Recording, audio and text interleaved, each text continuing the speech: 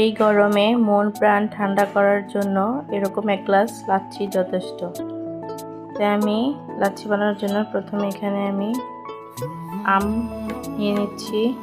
আমি আমগুলো থেকে দুটো ভালো দেখে আম নিয়ে নিব। আজকে আমি আমের লাচ্ছি বানাবো। এই আমটা নিব,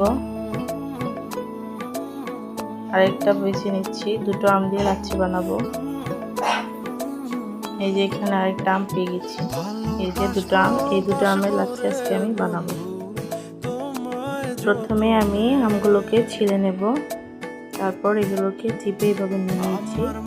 আর লাগবে দই। এখানে আমি ব্লেন্ডারে আমগুলো দিয়ে দিব, তারপর দইও দিয়ে দিব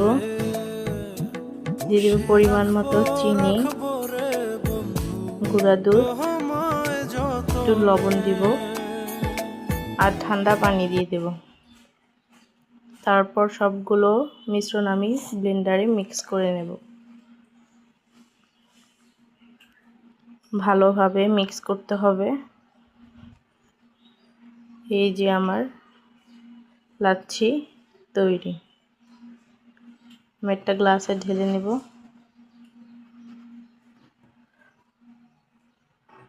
তারপর আমি আইস বার দিয়ে দেব, তো ঠান্ডা বেশি হওয়ার জন্য।